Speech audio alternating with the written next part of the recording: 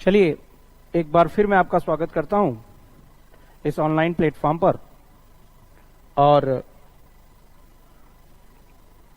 एक नए चैप्टर के साथ हम फिर आपके साथ जुड़ रहे हैं। और ये चैप्टर बहुत इंपॉर्टेंट है। हालांकि इंपॉर्टेंट हर चैप्टर होता है, लेकिन उसी प्रक्रिया में कुछ चैप्टर्स होते हैं जो बहुत इंपॉर्टेंट होते हैं।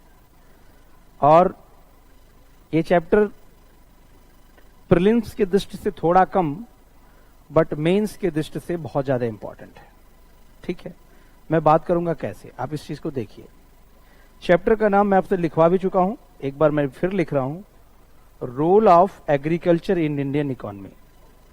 भारतीय अर्थव्यवस्था में कृषि की भूमिका। ठीक है, भारतीय अर्थव्यवस्था में कृषि की भूमिका, role of agriculture in Indian economy. मैंने कहा कि मेंस के पॉइंट ऑफ व्यू से क्यों इंपॉर्टेंट है, इसको समझिए इस चैप्टर को। और इस चैप्टर को शुरू करने से पहले, या जब मैं शुरू कर रहा हूं, तो मैं पहले ही बता दूंगा कि हमारा इसमें अप्रोच क्या होगा, कैसे हम आगे बढ़ेंगे इस चैप्टर में। और बहुत ही सिंपल बात है, किसी एग्जाम को क्रैक करने के लिए सिलेबस उठाइए, सिलेबस के अकॉर्डिंग तैयारी करते चलिए, लास्ट ईयर के क्वेश्चंस करते चलिए, कुछ नए क्वेश्चंस को भी करते चलिए, अपने आप आपका सिलेक्शन हो जाएगा अगर ये अप्रोच रहा तो मोर और लेस उसी अप्रोच पे हम चल रहे हैं। तो मेन चीज ये है कि role of agriculture in Indian economy, इस चैप्टर के बारे में बात कर रहे हैं, तो मैं कहा कि बहुत इंपॉर्टेंट कैसे, इसको देखिए। मेंस में कुल 8 से 9 टॉपिक हैं जो मेंस सिलेबस दिया गया है, उनमें से 4 टॉपिक केवल एक चैप्टर कवर करता है। Topic 4, topic 5, topic 6, topic 7। आपके पास हो सकता है कि मैंने स्टार्टिंग में कहा था कि सिलेबस अपने जो नोटबुक बनाएंगे या नोट्स बनाएंगे उसके सामने रख लीजिए, और मैं सजेस्ट करूंगा आपको आप सीधे वहां चलिए। और अगर आप वो नहीं नोट खोल पा रहे हैं तो मैं यहां दिखा दे रहा हूं कौन कौन सा टॉपिक है जिसको देखना है हमें। ठीक है, जैसे देखिए टॉपिक 4 है, इसमें major crops, different types of irrigation and irrigation system, storage, transport and marketing of agriculture produce, e-technology in aid of farmers। प्रमुख फसलें, विभिन्न प्रकार की सिंचाई विधि, सिंचाई प्रणाली, कृषि उत्पाद का भंडारण, ढुलाई, विपणन और किसानों की सहायता हेतु ई तकनीकी। फिर उसके बाद से सिस्टम में क्या है, न्यूनतम समर्थन मूल्य, issue related to direct and indirect farm subsidies, subsidy दी जाती है, minimum support prices, public distribution system, उसके ऑब्जेक्टिव्स, उसकी फंक्शनिंग, उसकी लिमिटेशन, उसकी revamping issues, buffer stock, food security और तमाम तरह की चीजें। ठीक है, और फिर उसके बाद से टॉपिक 5 के बाद से टॉपिक 6 है फूड प्रोसेसिंग, उससे रिलेटेड इश्यूज, और टॉपिक 7 है लैंड रिफॉर्म, इससे रिलेटेड इश्यूज। तो ये मोर और लेस सभी ये चारों टॉपिक क्या एग्रीकल्चर से रिलेट करते हुए टॉपिक हैं, इसलिए इन सबको एक साथ एक चैप्टर में पढ़ेंगे। तो इस लिहाज से मैं कह रहा था कि ये चैप्टर बहुत इंपॉर्टेंट है, यानी इस एक चैप्टर में आधा मेंस का सिलेबस आपका कवर हो जाएगा। क्लियर? तो आपको क्या करना है, आपको ये करना है कि अगर ये चैप्टर ढंग से पढ़ लिया, ठीक है, तो आधा मेंस जो सिलेबस दिया हुआ मेंस का तैयार। आपको करना क्या है, आपको संजीदगी बरतनी है, ढंग से समझना है, और कोशिश ये रहेगी बस आप साथ देते जाइए, सुनते जाइए वीडियो को, और नोट्स अपने पास रखते जाइए, अपने आप एक ही आपकी अंडरस्टैंडिंग बन जाएगी। ठीक है, तो स्टार्टिंग में मैंने बताया कितना इंपॉर्टेंट है, और प्रीलिम्स के लिहाज से भी इंपॉर्टेंट तो है ही है, क्वेश्चंस आते रहते हैं, तो वो बीच बीच में हम क्वेश्चंस करते रहेंगे, और इस चैप्टर से रिलेटेड जो टेस्ट है प्रीलिम्स का वो भी हम देंगे। ठीक है, तो शुरू करें इस चैप्टर को। Role of agriculture in Indian economy, भारतीय अर्थव्यवस्था में कृषि की भूमिका। देखिए एक शब्द लिखा मैंने, कृषि।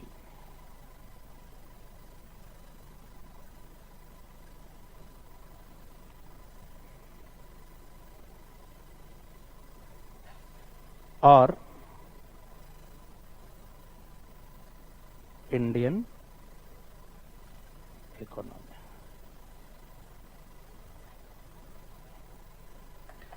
देखिए, दो बातें बड़ी इंपॉर्टेंट है। वो कौन सी बातें? जब आप कोई टॉपिक पढ़ रहे हो, है ना, तो एक तरीका ये हो सकता है कि मैं इस टॉपिक से रिलेटेड जो फैक्चुअल चीजें, इंफॉर्मेशन की बम्बार्डिंग कर दूं मैं आपको। दूसरा तरीका यह हो सकता है कि इसकी एक समझ विकसित की जाए। समझ विकसित कैसे होगी? समझ विकसित इस स्तर पे होगी कि पहले हम ये सोचना शुरू करें कि सिलेबस में इसको इतना वेटेज क्यों दिया गया। ठीक है, एक चैप्टर को इतना वेटेज क्यों दिया गया, ये सोचने वाली बात है। जब यहां से सोचना आप शुरू करोगे, तब आपके दिमाग में कॉन्सेप्ट्स बनने शुरू होंगे। ठीक है, फिर आपको एक रिलेशन पता करना पड़ेगा, इकोनॉमी और एग्रीकल्चर में क्या रिलेशन है इंडिया के अंदर, यानी इंडिया की इकोनॉमी में एग्रीकल्चर का भूमिका कितना है। क्लियर? इसको समझिए, एग्रीकल्चर कितना इंपॉर्टेंट है इंडिया के लिए, इसे दो बातों से मैं कह सकता हूं। एक मैं स्टेटमेंट कहा मैंने कि भारत की 70% जनसंख्या अभी भी गांव में रहती है। रख दो। ठीक है, दूसरा स्टेटमेंट मैं देता हूं कि भारत में कृषि कार्य गांवों में या ग्रामीण इलाकों में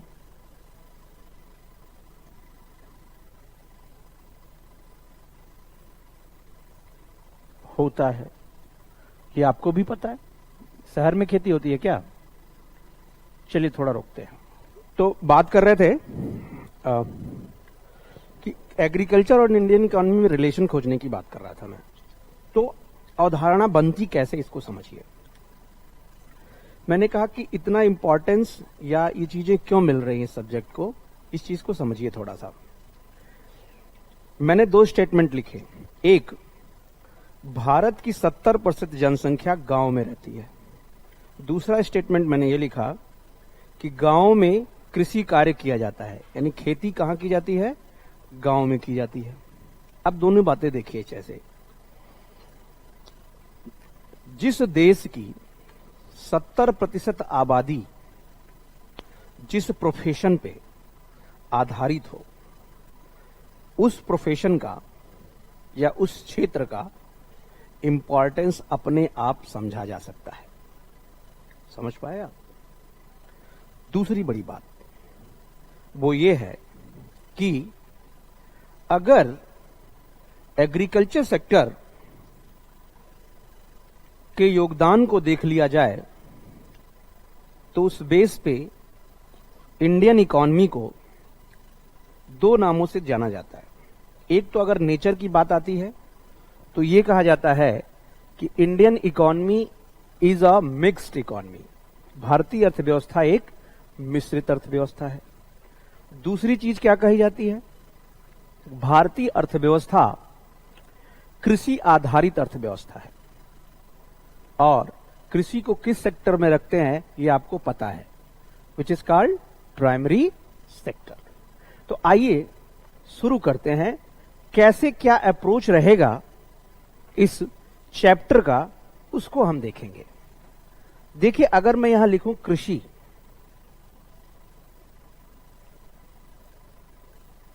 एजी, एजी मतलब एग्रीकल्चर। अगर मैं कृषि लिखूं तो इस क्लास का पूरे अप्रोच क्या होगा, कहां कहां समझा जा सकता है। क्या इंडिया में एग्रीकल्चर स्थिति कैसी है? What is the situation? What is the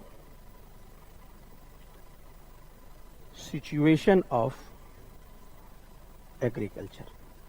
मुझे नहीं लगता ये बताने की जरूरत है आपको कृषि किसे कहते हैं। भाई खेती करना तो ये तो बड़ा सिंपल सी बात है, लेकिन हम इस चैप्टर में समझेंगे कि भारत में एग्रीकल्चर की स्थिति क्या है, यानी किस टाइप की एग्रीकल्चर इंडिया में है, ये पढ़ लेंगे इस चैप्टर में। फिर हम बात करेंगे जब एग्रीकल्चर है तो एग्रीकल्चर के लिए क्या दशाएं होती हैं, यानी सिंचाई क्या जरूरी इंपॉर्टेंट चीज होती है, इरिगेशन। एग्रीकल्चर में क्रॉप्स, कितने प्रकार की फसलें बोई जाती हैं, इन फसलों को बोने के लिए सिंचाई की जाती, तो सिंचाई कितने प्रकार की हैं, टाइप्स। देखिए हर चीज एक लिंक है, ठीक है, टाइप्स, ठीक है।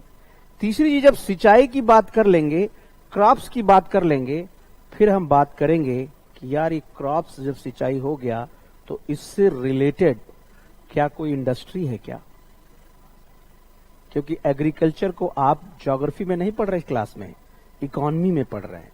यानी धन बनाने में एग्रीकल्चर कोई भूमिका निभाता है क्या, कोई वेल्थ मिल जाएगा क्या इससे, यानी उसके ट्रेड की बात मैं कर रहा हूं। उन क्रॉप्स का ट्रेड कैसे करना है वो चीजें आपको देखने की जरूरत है, ठीक है। तीसरी बड़ी चीज क्या है, ट्रेड की बात मैं कर रहा हूं तो यानी किसी इंडस्ट्री की बात कर रहा हूं, यानी हम यहां बात करेंगे फूड प्रोसेसिंग इंडस्ट्री। अब जब फूड प्रोसेसिंग इंडस्ट्री की बात होगी तो यही बात होगी यार कि मार्केटिंग कैसी होनी चाहिए, ठीक है। और जब मार्केटिंग की बात होगी तो फूड चेन सप्लाई की भी बात होगी, ई नाम की भी बात होगी, कैसे मार्केट किया जाता है। लेकिन खेती कहां की जाती है, लैंड पे की जाती है। तो भूमि की क्या स्थिति है, यानी लैंड रिफॉर्म की हम बात करेंगे कि लैंड रिफॉर्म्स क्या है, क्या वो सफल हैं, असफल हैं, कैसे कैसे काम कर रहे हैं, इसके बारे में हम बात करेंगे।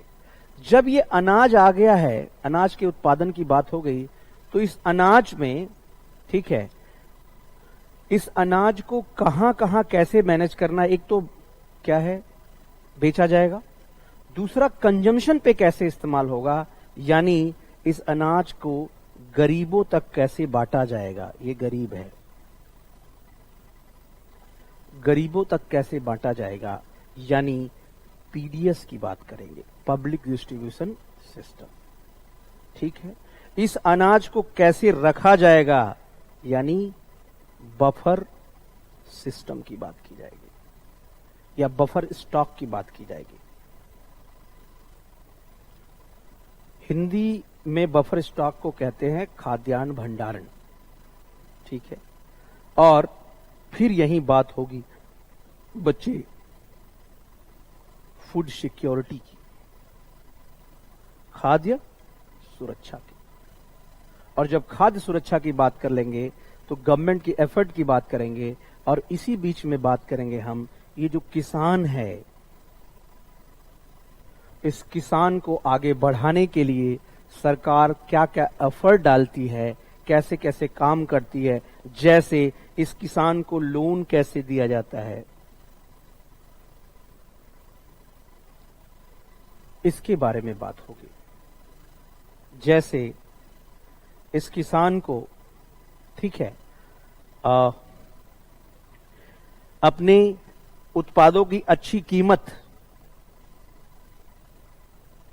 यानी एमएसपी, मिनिमम सपोर्ट प्राइस की बात होगी।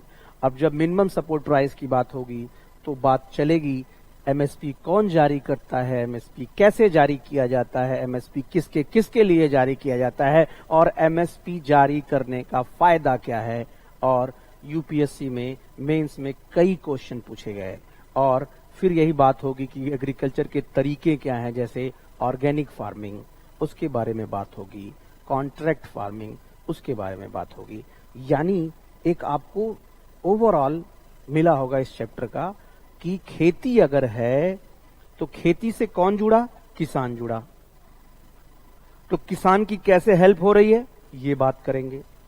इस खेती से कौन जुड़ा? जमीन जुड़ा। तो जमीन की लैंड रिफॉर्म की क्या बात हो रही है? इसकी बात होगी। इस खेती से कौन जुड़ा? सिंचाई व्यवस्था जुड़ी। सिंचाई कैसे कैसे की जाती है इसकी बात होगी। इस खेती से सिंचाई के बाद से क्रॉप्स का उत्पादन हुआ, तो क्रॉप्स का उत्पादन होगा तो यानी इसके मार्केटिंग की बात की जाएगी। और जब मार्केटिंग की बात की जाए तो इससे रिलेटेड कोई इंडस्ट्री भी है क्या? तो फूड प्रोसेसिंग इंडस्ट्री की बात होगी। और जब वो बात हो जाएगी तो उससे ही रिलेटेड बात होगी यार कि ये चीजें जब बेच दिया गया उसके बाद भी क्या उसको बचा के रखना है बफर स्टॉक। जब बफर स्टॉक की सिस्टम बंद हो गई तो इसको गरीबों को कैसे बांटना है, यानी पब्लिक डिस्ट्रीब्यूशन सिस्टम और फूड सिक्योरिटी की बात की जाएगी इस चैप्टर में। और मुझे लगता है इतनी टॉपिक्स को एक साथ मैंने किया है तो इससे पूरा चीज कवर हो जाएगा।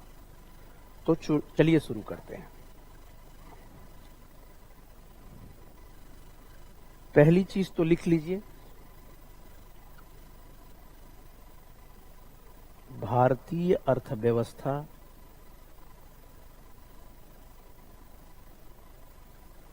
एक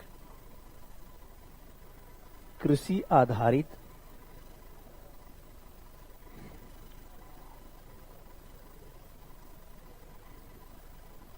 अर्थव्यवस्था है, यानी एग्रीगेरियन इकोनॉमी,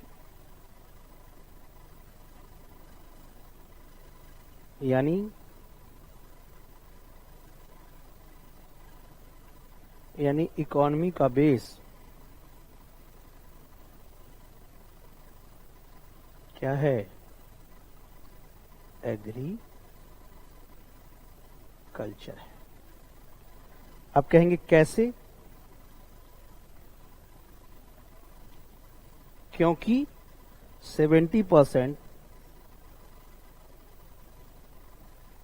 पॉपुलेशन गांव में रहती है।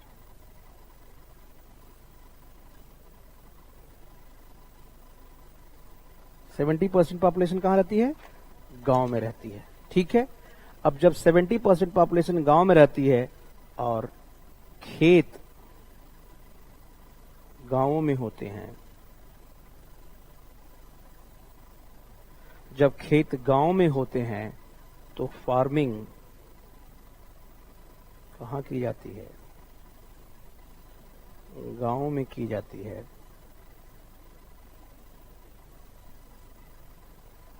फार्मिंग कहां की जाती है? गांव में की जाती है। इसलिए एग्रीकल्चर को इकोनॉमी का क्या किया जाता है? बेस किया जाता है। यानी जब 70% पॉपुलेशन कहां एक जगह एक सेक्टर पे डिपेंडेंट हो, आधारित हो, तो यानी ये सेक्टर कृषि या एग्रीकल्चर क्या करता है? ये बड़े मात्रा में, बड़े स्तर पर रोजगार देता है। Provide what? एम्प्लॉयमेंट।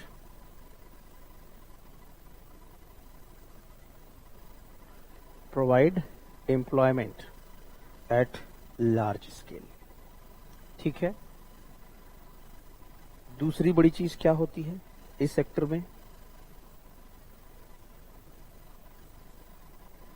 ठीक है,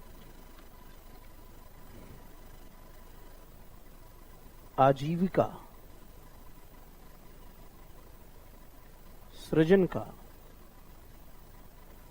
अवसर देता है।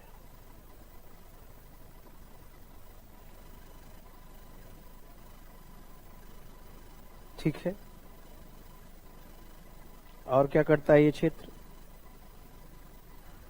बड़े स्तर पर आजीविका सृजन का मतलब क्या है?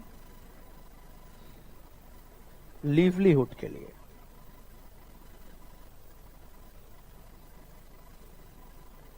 यानी आपके जीवन को चलाने के लिए। और ये कैसे करता है? बड़े स्तर पर क्या देता है ये? फूड ग्रेन, खाद्यान्न उपलब्ध कराता है। ठीक है, और क्या?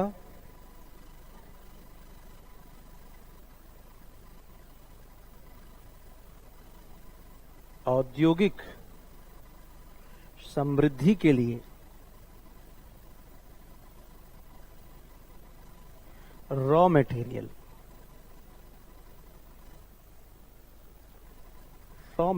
उपलब्ध कराता है। या ऐसे कहूं मैं, सेकेंडरी सेक्टर के लिए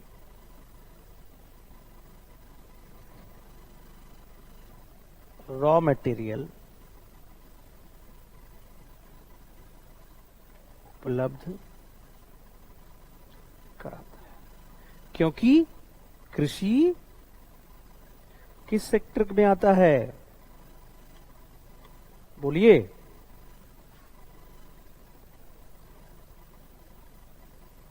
प्राइमरी सेक्टर में आता है।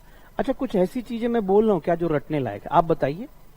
अगर आप गांव से जुड़े हैं तो खेत जानते होंगे, और जिसके पास खेत है वो खेती कर रहा है। तो खेती में निसंदेह फायदा नहीं है, लोग परेशान हैं, लेकिन एक बात जान लीजिए कि खेती करना कोई छोड़ता भी नहीं है। क्यों? क्योंकि वो लिवलीहुड से जुड़ा हुआ है। ठीक है, यानी अगर आपसे बात करे कि कोई आपसे कहे कि Indian agriculture is the base of Indian economy and that's why Indian economy is known as an agrarian economy, why? Can you define it? So आप कह सकते हैं, yes, I have a solid reason to say that कि भारतीय अर्थव्यवस्था का बहुत बड़ा क्षेत्र कृषि क्षेत्र पर निर्भर है। क्योंकि more than 70% population of India is they live in villages, rural India, and farms are in rural India. Farming is being done in rural India. So that's why we can say that a maximum population is dependent on particular sector, which is called agriculture. So very easily we can say it that it's a agrarian economy. Okay? दूसरी चीज क्या है? और क्या क्या आप तर्क दे सकते हैं? It provide maximum number of employment. जो भारत की कार्यशील जनसंख्या है, ठीक है,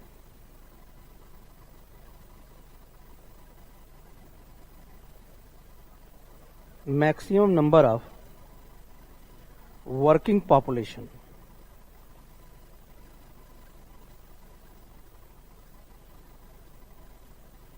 बड़े स्तर पर वर्किंग पॉपुलेशन जो है, ठीक है, वर्किंग पॉपुलेशन कौन सा? कार्यशील जनसंख्या। एज देख लिए, 15 to 59 ईयर्स, इसे कार्यशील जनसंख्या कहते हैं।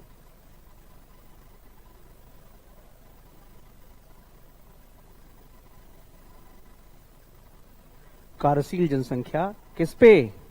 कृषि पे आधारित है, इसलिए कह सकते हैं ये। लेकिन अब सवाल ये उठता है कि जब जीडीपी की बात आती है तो देश की जीडीपी में एग्रीकल्चर सेक्टर का योगदान लगातार घट रहा है। ठीक है, लेकिन ये, यानी ऐसे लिखिए, देश की जीडीपी में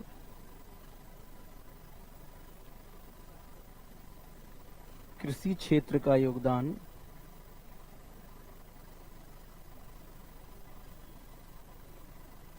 लगातार गिरता जा रहा है। और अगर आप एक डेटा देखें, अभी हम बात करेंगे क्यों गिरता जा रहा है, लेकिन ये सच्चाई है, गिरता जा रहा है जीडीपी में योगदान में। यानी पहले चीज तो ये समझिए जीडीपी के योगदान का क्या मतलब है। ये मैं बताऊंगा आपको उसके पहले ये थोड़ा डेटा देख लेते हैं। 1950 से 1951 तक, 1950 से 1951 में ये देश की जीडीपी का कंट्रीब्यूशन 56.5% था। ओके, देश की जीडीपी में। लेकिन 1980 से 81 में ये घटकर 39.6% हो गया। फिर 2001-2 में ये घटकर 23.6% हो गया। फिर 2013-14 में ये घटकर 18% हो गया और 2018-19 में ये मात्र 14% रह गया। और जब मैं सेक्टर्स ऑफ इंडियन इकोनॉमी में बताया था आपको, तब भी बताया था कि देश की जीडीपी में सबसे अधिक कंट्रीब्यूशन किसका है? प्राइमरी सेक्टर सर्विस सेक्टर या थर्ड सेक्टर का है, और सबसे कम कंट्रीब्यूशन किसका है? प्राइमरी सेक्टर का है। अभी तक कुछ लोगों के मन में सवाल ये उठ रहा होगा कि ये जीडीपी में कंट्रीब्यूशन का मतलब क्या है भाई? तो पहले समझिए, मैंने आपको सेक्टर्स ऑफ इकोनॉमी पढ़ाते वक्त एक बात बताया था। वो बात ये थी कि अध्ययन की सुविधा के लिए सीएसओ ने सेक्टर्स ऑफ इंडियन इकोनॉमी बांटा। ये बात क्लियर हो गई? जब ये किया तो उसके बाद से कहा गया कि जीडीपी में जब सेक्टर बट गया तो सेक्टर का कंट्रीब्यूशन कैसे है। जैसे मान लो कि जीडीपी जब मैंने बताया था ग्रॉस डोमेस्टिक प्रोडक्ट, यानी एक साल के अंदर देश की सीमा के अंदर, ठीक है। डोमेस्टिक मतलब क्या होता है? घरेलू ना, ठीक है। चलिए 2 मिनट में आपको जीडीपी समझा देता हूं, ठीक है। फिर उसके बाद से कंट्रीब्यूशन समझ पाएंगे, क्योंकि यहां बहुत जरूरी है जानना, और मैं बहुत डिटेल में नहीं बताऊंगा, बस 2 मिनट में आपको बताऊंगा और बहुत आसान तरीके से, ठीक है। जीडीपी किसे कहते हैं? चलिए लिख लेते हैं बड़ा बड़ा, जीडीपी। क्योंकि अगर ये बेसिक नहीं समझेंगे ना आप तो कंट्रीब्यूशन नहीं समझ पाएंगे। Clear? GDP, gross domestic product, लिख लीजिए, ग्रॉस डोमेस्टिक प्रोडक्ट, जीडीपी। चलिए लगे हाथ हिंदी भी लिख लेते हैं। सकल घरेलू उत्पाद, सकल घरेलू उत्पाद। क्या होता है जीडीपी? ग्रॉस डोमेस्टिक प्रोडक्ट किसे कहते हैं? बहुत आसान है। ग्रॉस अगर वर्ड आपको नहीं समझता है, टोटल इसकी एक इंग्लिश होती है और टोटल। अब टोटल की हिंदी क्या? कुल। अब और आसान हुआ। घरेलू का मतलब क्या होता है? यहां घरेलू का मतलब बाउंड्री।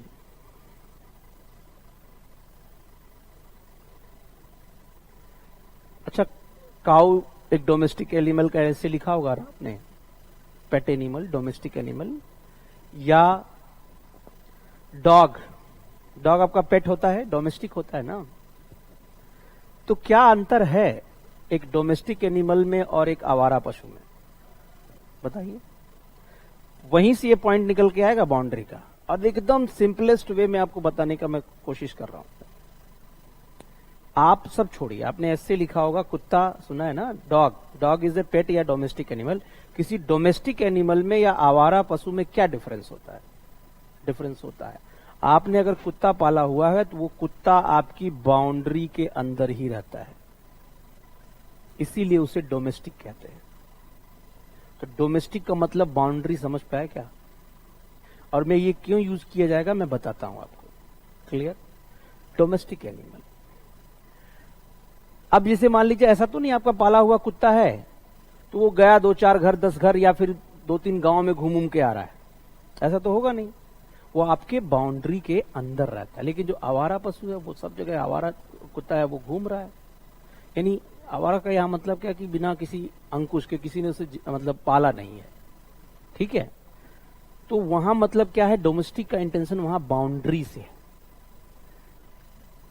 तो इसका दोनों का केवल मतलब क्या है, बाउंड्री के अंदर कुल, दो बात तो हो गई ना, दोनों को अगर जोड़ लेंगे, बाउंड्री के अंदर कुल, ठीक है। क्या, उत्पाद, प्रोडक्ट।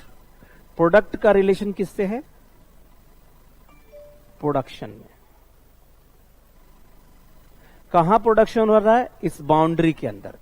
कुल जो भी प्रोडक्शन हो रहा है उसकी मॉनेटरी कास्ट, उसकी वैल्यू क्या है, उसको अगर जोड़ लेंगे, वैल्यू क्या है उसको जोड़ लो, वही क्या कहलाता है, जीडीपी। मतलब क्या हुआ, मतलब ये हुआ कि देखो तीनों वर्ड पता है ना आपको, कुल, उत्पाद, प्रोडक्शन, कहां, बाउंड्री के अंदर। किसकी बाउंड्री के अंदर, देश की बाउंड्री के अंदर। और उसका कोई वैल्यू तो होगा, वो जोड़ लिया, उस कंट्री का जीडीपी कहलाएगा। जैसे मान लो ये देश की बाउंड्री है, इस देश की बाउंड्री में चीजों का उत्पादन हो रहा है, गुड्स एंड सर्विसेज का। तो यहां कुछ इंडियन भी हैं, कुछ फॉरेनर भी हैं। यानी कंपनीज के अगर सेंस में समझोगे तो और आसान समझ में है। जैसे यहां रिलायंस भी है और एप्पल भी है, दोनों। यानी इस तरह के जितने इस बाउंड्री में जितनी फैक्ट्रीज हैं, जितनी सब कुछ है, एक टाइम पीरियड में, टाइम पीरियड यानी मान लो कब से, 31 मार्च से 1 अप्रैल, एक फाइनेंशियल ईयर होता है ना, या 1 अप्रैल से 30 मार्च कर लो, बात तो वही होगी। 1 अप्रैल टू, नहीं ये थोड़ा उल्टा हो जाएगा, नहीं ये सही है, 1 अप्रैल से 31 मार्च के बीच में, ठीक है, 1 अप्रैल से 31 मार्च के बीच में इस देश की सीमा के अंदर जितने रुपए का प्रोडक्शन हुआ उसकी वैल्यू जोड़ लेना ही जीडीपी कहलाता है। अभी फिलहाल इतना समझ लो, आसान है क्या भाई। रिलायंस भी कुछ रुपए का सामान बना रहा है, एप्पल भी बना रहा है, दोनों का वैल्यू जोड़ लिया, वो देश की जीडीपी है। यानी जीडीपी का सीधा रिलेशन किससे है, कल भी मैंने बताया था, प्रोडक्शन से है। यानी किसी देश में जितनी, और प्रोडक्शन कैसा, वैल्यूएबल प्रोडक्शन से है, जितनी वैल्यू की चीजें बढ़ रही होती हैं, प्रोडक्शन हो रहा था, उस देश की जीडीपी बढ़ रहा है। तो एक बात ध्यान रख लो कि अगर कहा जाए कि किसी देश की जीडीपी बढ़ रही है, इसका मतलब उस देश में उत्पादन बढ़ रहा है। अभी लॉकडाउन पीरियड में कहा गया देश की जीडीपी कम हो गई या खत्म हो रही है, एकदम बहुत माइनस में चला गया। क्यों, क्योंकि उत्पादन रुक गया है, लॉकडाउन में सब बंद हो गया। अब समझ में आ गया, जीडीपी का मतलब उत्पादन। अभी भी आपको ये नहीं क्लियर हुआ कि कितना सेक्टर है। तो सीधी सी बात है, इस बाउंड्री के अंदर मान लो ये सेक्टर एग्रीकल्चर है, एग्रीकल्चर सेक्टर से कितने रुपए की चीज प्रोड्यूस हो रही है और उसकी वैल्यू क्या है, वो जोड़ लेना ही उस जीडीपी का परसेंटेज कहलाता है। जैसे मान लो कि उस साल, जैसे अगर मैं कहूं 2018-19, अभी डेटा दिया था ना मैंने कहा 2018-19 में, ठीक है, एग्रीकल्चर सेक्टर का जीडीपी में योगदान 14% है। इसका मान लो 2018-19 में देश में जितना भी चीजें उत्पादित हुई उसकी वैल्यू 100 करोड़ थी। क्लियर? तो 100 करोड़ थी, तो उस 100 करोड़ में 14 करोड़ रुपए की चीज एग्रीकल्चर सेक्टर से आया। यानी जितना भी प्रोडक्शन हुआ उस एक साल में एग्रीकल्चर का, उसकी जो वैल्यू थी वो मात्र 14 रुपए की थी या 14 करोड़ की थी। अगर 100 करोड़ पे समझोगे या 100 रुपीज पे समझोगे तो 14 रुपए की थी। समझ पाए जीडीपी में प्रोडक्शन? अब सवाल ये है कि क्यों घटता जा रहा है, इसको समझिए थोड़ा सा। क्योंकि 50-51 में देखिए पहली बड़ी चीज क्या था, एक ही काम था एग्रीकल्चर, जो भी होता था उससे क्या है, उस पर कंट्रीब्यूशन उसका ज्यादा होता था। लेकिन जैसे जैसे समय बदला है, मैन्युफैक्चरिंग सेक्टर और क्या सर्विस सेक्टर बहुत तेजी से हावी हुआ है, स्पेशली आफ्टर 1991। एलपीजी के बाद देखिए बहुत बड़ा गैप दिख रहा है। 80 to 81 में 39.6 है, लेकिन जैसे 2001 में आते हैं ये 23 हो जा रहा है और ये लगातार घट रहा है। क्यों? क्योंकि सर्विस सेक्टर बहुत तेजी से बढ़ रहा है। आपसे पूछेगा कोई क्यों लगातार घट रहा है, ये सर्विस सेक्टर क्यों बढ़ता जा रहा है? तो अगर क्यों लगातार घटता जा रहा है, इसका सीधा सा मतलब ये है कि लोगों का रुझान उस तरफ घटता जा रहा है, उसका इंटरेस्ट लोगों का उस तरफ क्या हो जा रहा है, लगातार कम होता जा रहा है। इसका इंटरेस्ट लोगों का, यानी काम करने वाला। अब लोग खेती नहीं करना चाहते हैं, और क्यों नहीं करना चाहते हैं ये जानने के लिए हमें एग्रीकल्चर सेक्टर, जो इंडिया में एग्रीकल्चर है, उसके नेचर को समझना पड़ेगा। अगर उसके नेचर को समझा देंगे हम ना, तो अपने आप किसी से बता पाओगे कि क्यों ये योगदान कम होता जा रहा है, लोग खेती करना क्यों नहीं चाहते हैं। मैं आपको बताऊं, अगर आप किसान के घर से हैं, ठीक है, या किसी किसान की स्थिति देख लीजिए, ये बहुत बड़ा दुर्भाग्य है भारत का कि पूरे देश को, यूं कहो पूरे विश्व को खाद्यान्न देने वाला किसान कोई क्रेडिट नहीं पाता है, उसे कोई सम्मान नहीं देता। और सबसे अगर दुर्दशा है किसी एक क्या कहते हैं वर्ग का, तो वो किसान वर्ग है। और इसकी सबसे बड़ी देखिए, सोशली भी इसको इज्जत नहीं है, इकोनॉमिकली भी इसे बहुत ज्यादा कुछ अच्छा नहीं मिलता है, ठीक है, पॉलिटिकली भी उसे टूल समझा जाता है, और हर तरीके से उसे वो चीजें नहीं मिलती हैं। दुर्भाग्य की बात है। आज हम देश में देश को आगे ले जाने के लिए क्रेडिट हम वैज्ञानिकों को दे देते हैं, इंजीनियर्स को देंगे, डॉक्टर्स को देंगे, लेकिन क्या आप सोचिए, ये डॉक्टर्स इंजीनियर्स अपना टैबलेट या सॉफ्टवेयर खा के जिंदा रह लेंगे क्या? उन्हें भी खाना फूड ग्रेन है, यानी जो जिस चीज पे हमारी हम सबकी लाइफ डिपेंडेंट है, वो प्रोड्यूस करने वाला व्यक्ति भारत के अंदर सबसे ज्यादा उपेक्षा का शिकार है। ये दुर्दशा है, ये दुर्भाग्य है भारतीय व्यवस्था का। क्लियर हुई बात? अब इस चीज को समझिए आप, क्यों ऐसा दुर्भाग्य आया।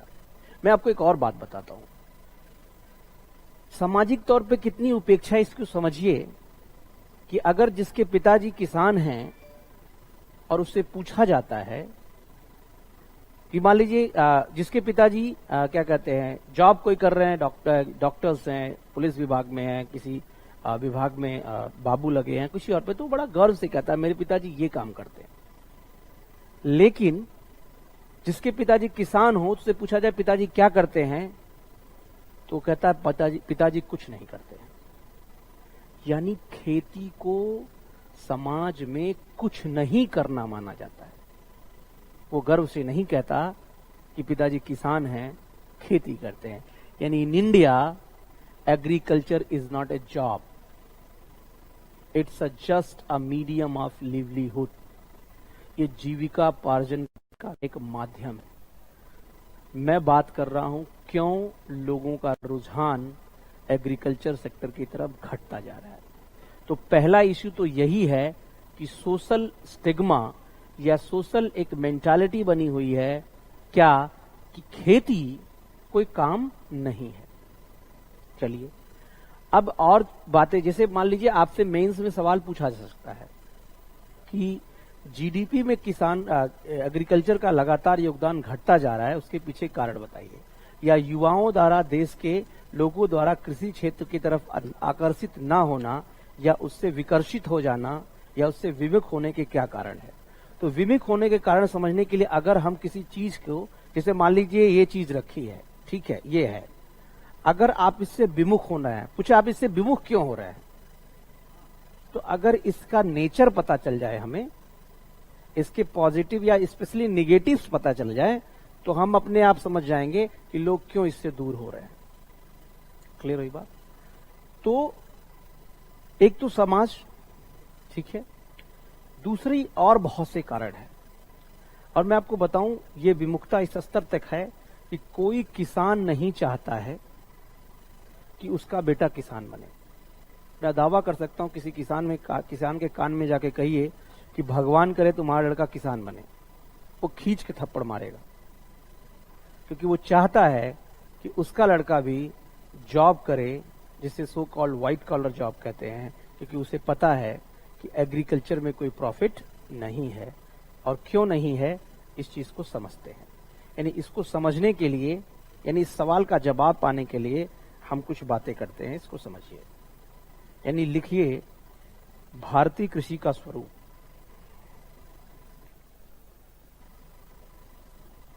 Nature of Indian agriculture.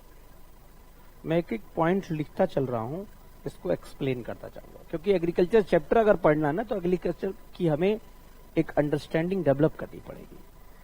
कैसा है भारत में एग्रीकल्चर का स्वरूप? एक स्वभाव है स्वरूप।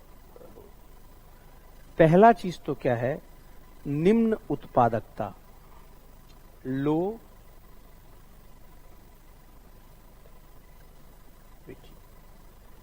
प्रोडक्टिविटी, निम्न उत्पादकता।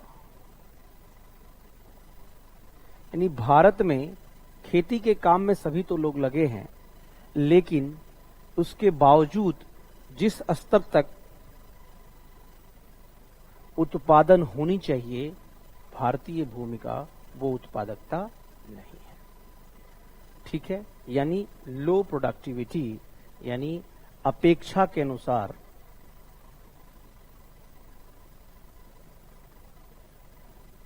या अनुमानित उत्पादन का कम होना, उत्पादन का न होना, यानी लो प्रोडक्टिविटी, यानी एक्सपेक्टेड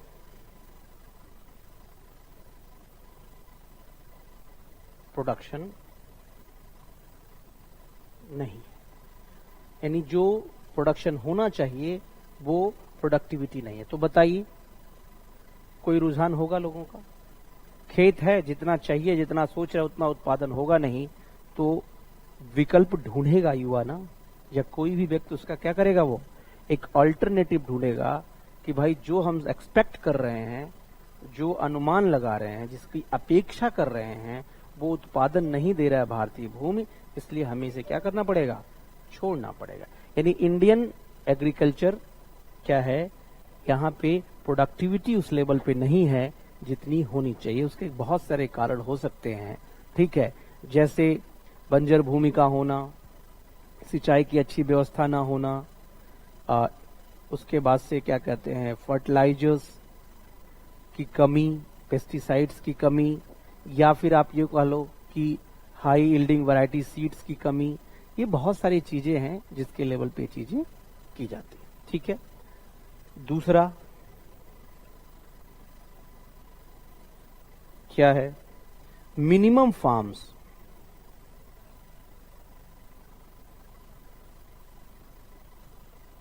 यानी लघु जोतें। यानी जब लैंड डिस्ट्रीब्यूशन हुआ, ठीक है, तो लैंड रिफॉर्म जो है ना, वो बड़ा सक्सेसफुल नहीं हुआ। ठीक है, तो इसलिए क्या है, बहुत बड़े मात्रा पे ऐसे किसान हैं जिनके पास बहुत छोटी छोटी, ठीक है, क्या भूमि है, और जब छोटी भूमि हो वहां पे बहुत अच्छे तरीके से उत्पादन नहीं किया जा सकता। क्यों? अब इसको समझिए इस चीज को। क्योंकि भारत में जो भूमि वितरण है वो बहुत असमान है, यानी अनइक्वल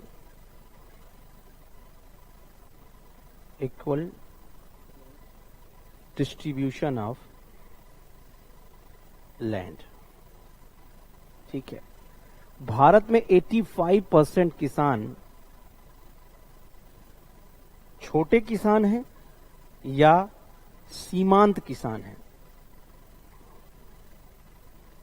स्मॉल फार्मर्स और मार्जिनल फार्मर्स। ठीक है, छोटे किसान है या सीमांत किसान है? क्लियर हुई बात? तो ये भी अपने आप में बहुत बड़ी समस्या है। क्या समस्या आ रही है? समस्या ये आ रही है, एक व्यक्ति के पास ये खेती है, एक व्यक्ति के पास ये, अब इसी में वो क्या करेगा?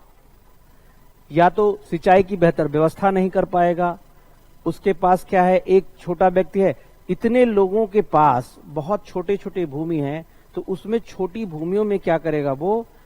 उसके पास वो पैसा नहीं होगा कि उसमें इंस्ट्रूमेंटेशन कर सके, नए टेक्नोलॉजी ला सके, नए तरीके से कर सके, जिससे क्या हो, उत्पादन को और बढ़ाया जा सके।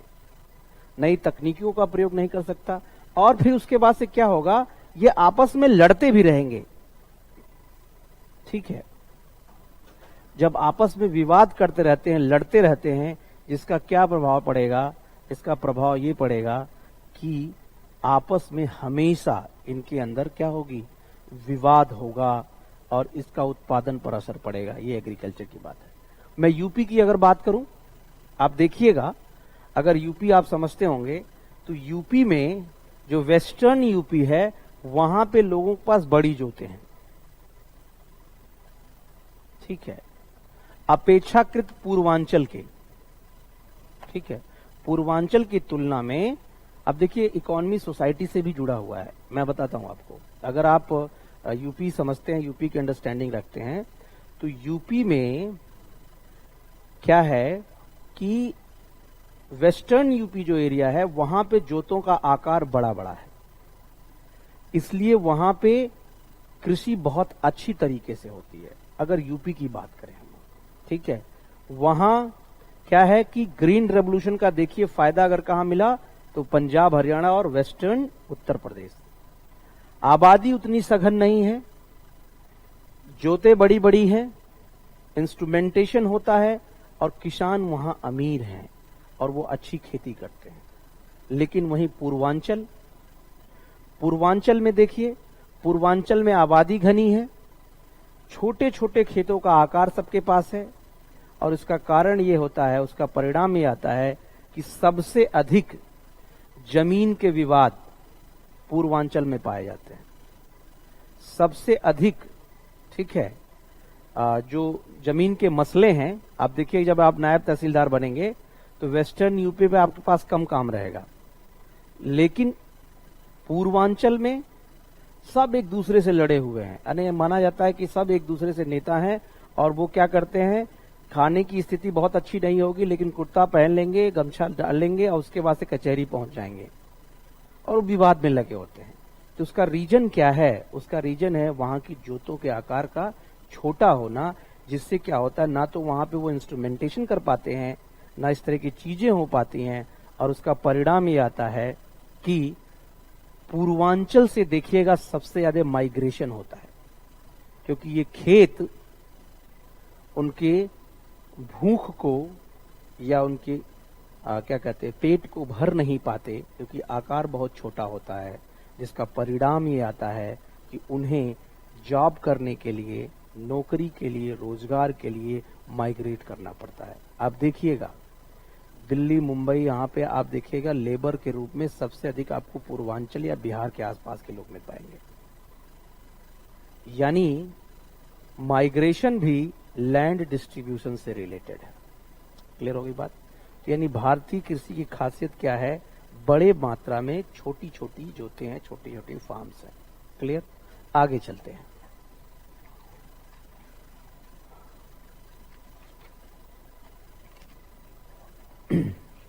और क्यों लोगों का ये चीज हो रहा है? कृषि क्षेत्र में बेरोजगारी का होना, यानी बेरोजगारी का अधिक पाया जाना, इसमें कृषि क्षेत्र में कैसे? देखिए, गरीबी और बेरोजगारी एक पूरा चैप्टर है, ठीक है। बेरोजगारी किसे कहते हैं? बेरोजगारी यानी unemployment is a social condition in which a person who is able to do that any work, who is mentally and physically fit and he wanted to do something but there is no job. That social condition is known as unemployment. यानी एक व्यक्ति जिसके पास क्या वो healthy है, स्वस्थ है, मानसिक रूप से भी, शारीरिक रूप से भी, और वो कार्य करना चाहता है, पढ़ा लिखा भी है या कह दो अकुशल है, लेकिन उसके पास काम नहीं है, ऐसी स्थिति क्या कहलाती है? ऐसी सामाजिक दशा बेरोजगारी कहलाती है, और वो व्यक्ति बेरोजगार कहलाता है। भारत में कृषि क्षेत्र में दो तरह की बेरोजगारी पाई जाती है, ठीक है, और इसलिए बहुत सारे लोग, एक तो होता है छिपी बेरोजगारी, हालांकि ये अनएम्प्लॉयमेंट जब पढ़ाऊंगा तो बताऊंगा। छिपी बेरोजगारी, इसी को कहते हैं क्या? प्रच्छन्न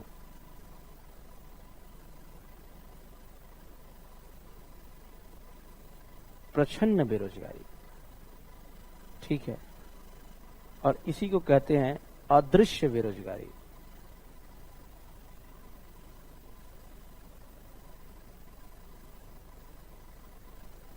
और इस सबके लिए एक डिस्गाइज अनएम्प्लॉयमेंट पाया जाता है, ठीक है। और कृषि क्षेत्र में एक और दूसरी बेरोजगारी पाई जाती है, उसको कहते हैं मौसमी, सीजनल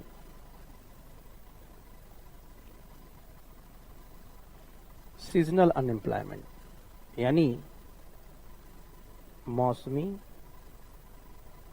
बेरोजगारी। पहले समझते हैं छिपी बेरोजगारी किसे कहते हैं, इस क्षेत्र में पाया जाता है ये, ठीक है। छिपी बेरोजगारी का मतलब ये होता है कि भाई देखो, सिंपल सी बात है कि छिपे बेरोजगार वो लोग होते हैं जिनका किसी काम में लगे रहने से या उनके हट जाने से उत्पादन पे कोई फर्क या असर नहीं पड़ता है, उसको छिपे बेरोजगार कहते हैं, डिस्गाइज अनएम्प्लॉयमेंट। यानी छिपी बेरोजगारी ऐसी स्थिति होती है जिसमें किसी कार्य के दौरान कुछ लोग अगर हट भी जाते हैं या उसमें पड़े रहते हैं तो भी उत्पादन पे असर नहीं होता है। ऐसी बेरोजगारी को छिपी या डिस्गाइज बेरोजगारी कहते हैं। टेक्निकल टर्म में खेती में कैसे पाया जाता है? जैसे मान लो ये हैं कौन? ये हैं राम कुमार जी, राम कुमार सिंह। इनकी खेत है, खेती कार्य करा रहे हैं, इनके 4 बेटे और लगे हैं। तो अगर राम कुमार जी अकेले खेती कराते तो भी 10 कुंटल उत्पादन हो रहा है। इनके चारों बेटे इसमें इन्वॉल्व हैं, उसके बाद भी 10 कुंटल उत्पादन हो रहा है। ये बेटे रहते तो भी इतना ही उत्पादन होता, नहीं है तो भी इतना उत्पादन हो रहा है, क्योंकि उत्पादन तो खेत को करना है। तो ऐसे में 4 लोग छिपे बेरोजगार होते हैं, समझ में आए? और अगर टेक्निकली कहा जाए, छिपे बेरोजगारों की फाइनल प्रोडक्टिविटी शून्य होती है। फाइनल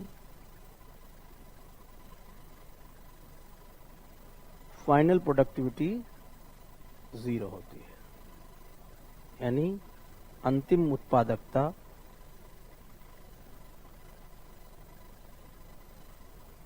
शून्य। ये पूछा गया है क्वेश्चन, क्लियर हुआ? छिपे बेरोजगार समझ में आया? तो कृषि में ऐसे होता है, एग्रीकल्चर सेक्टर में बहुत बड़े लेवल पे अब इतना भोजन हो जाता है कि सब लोग खा लेते हैं, ठीक है। लेकिन क्या है कि अगर वो रहते या नहीं रहते तो भी उसका असर नहीं पड़ता। तो भारतीय कृषि की एक बड़ी खासियत क्या है, इसमें बहुत बड़े मात्रा में छिपे हुए बेरोजगार, डिस्गाइज अनएम्प्लॉयबल लोग रहते हैं या डिस्गाइज अनएम्प्लॉयमेंट देते हैं। तो मुझे लगता है समझ में आ गया होगा कि छिपी बेरोजगारी ऐसी स्थिति है जिसमें कुछ लोग लगे हों या निकल जाएं, तो उत्पादन पे कोई या फाइनल प्रोडक्टिविटी अंतिम उत्पादन पे कोई असर ना पड़े, उसे ऐसे बेरोजगारी को छिपी बेरोजगारी। और एक मौसमी बेरोजगारी क्या होती है? सीजनल। ये देखिए कृषि क्षेत्र में पाया जाता है। जैसे कृषि क्षेत्र में रबी की फसल, खारिफ, ये आपको पता है ना, रबी और खारिफ सीजन है, और एक जायद होता है। ये 3 सीजन होता है, ठीक है। जैसे अभी इस समय सीजन चल रहा है, तो जब खेती का जो सीजन आता है उसके स्टार्टिंग फेज में क्या होता है? किसान इन्वॉल्व होता है, यानी उसका खेत में होना जरूरी होता है। खेत में सारी चीजें, यानी बीज बोने के लिए, उसकी रोपाई के लिए, ये सारी चीजों के लिए उसकी जरूरत होती है स्टार्टिंग के 2, 3, 10 दिन, 15 दिन, 20 दिन या 1 महीने। अब क्या है? उसके बाद वो किसान खाली हो जाता है, क्योंकि उत्पादन करने का काम तो खेत का होता है। वैसा थोड़ी एक खेत के किनारे किसान बैठ जाएगा और देखेगा रोज जाके इतना बड़ा हुआ, इतना बड़ा हुआ, इतना बड़ा हुआ। तो स्टार्टिंग में क्या होता है कि यानी साल के 12 महीनों में किसान एक्टिवली 6-7 महीने ही काम करता है, और महीनों में वो चुपचाप बैठा रहता है, क्योंकि उत्पादन का काम तो खेत कर रहा होता है। तो ऐसे में वो उन दिनों बेरोजगार होता है, और ऐसी बेरोजगारी को सीजनल बेरोजगारी या मौसमी बेरोजगारी कहते हैं, जो भारत की कृषि क्षेत्र में पाया जाता है। क्लियर हुआ? समझ पाए ना इस चीज को लेकर के? तो यानी बेरोजगारी का अधिक से अधिक पाना, भारत के एग्रीकल्चर सेक्टर में 2 तरह की बेरोजगारी पाई जाती है, छिपी बेरोजगारी और सीजनल बेरोजगारी। आगे बताएं, चलिए आगे बढ़ते हैं। और क्या है, किसी के क्षेत्र का क्या स्वरूप है? आप बहुत सारी चीजें जानते हैं इसमें से, ऐसा बहुत कुछ नया मैं नहीं बता रहा हूं। मानसून पे अधिक निर्भरता, मैक्सिमम डिपेंडेंसी ऑन मानसून।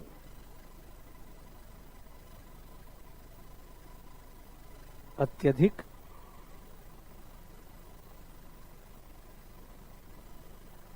निर्भरता, मानते हैं इस चीज को आज भी भारतीय कृषि, ठीक है। और इसीलिए इसे गैम्बल ऑफ मानसून या मानसून का जुआ कहा जाता है।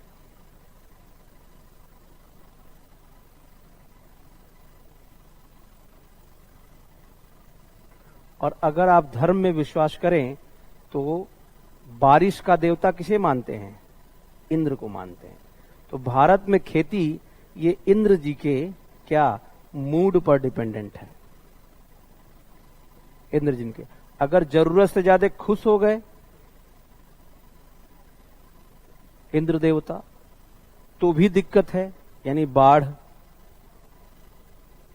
नाराज हो गए तो भी दिक्कत है, सूखा। इसलिए एक ऐसा प्रोफेशन जो गैम्बल हो मानसून का, आप बताइए क्या उसमें कोई जाएगा, लगना चाहेगा? एक एक पॉइंट पकड़ते चलते जा रहे हैं, और अब मैं आपको बताता चलूंगा कि मेंस का क्वेश्चन सचिए हो रहा है। आपसे कोई पूछ ले मेंस में कि किसान किसी कार्य में लोगों का रुझान कम क्यों लगातार होता जा रहा है या योगदान कम होता जा रहा है, क्यों? तो उसमें एक एक पॉइंट पे मैं आपको बताता चल रहा हूं। क्लियर हुआ? अब बात बताइए आप कि ऐसा प्रोफेशन लोगों का दुराव क्यों नहीं होगा? इस चीज को देखिए। एक ऐसा प्रोफेशन जिसमें बेरोजगारी बहुत ज्यादा चरम पे हो, यानी मौसमी बेरोजगारी और छिपी बेरोजगारी पाई जाती है, उससे क्यों जुड़ना चाहेगा कोई? एक ऐसा प्रोफेशन जो जुआ हो मानसून का, जिसपे क्या है वो डिपेंडेंट हो, प्रकृति में अच्छी बारिश हुई तो खेती होगी, नहीं बारिश हुई तो खत्म अधिकतर। तो भाई वहां पे तो रिस्क है, तो आप अपनी लाइफ को रिस्क पे क्यों डालोगे? क्लियर हुई बात? अब इसलिए क्या है कि मानसून पे अत्यधिक निर्भरता है, ठीक है। और क्या खासियत है भारतीय कृषि की? निर्वाह कृषि, लिवलीहुड फार्मिंग।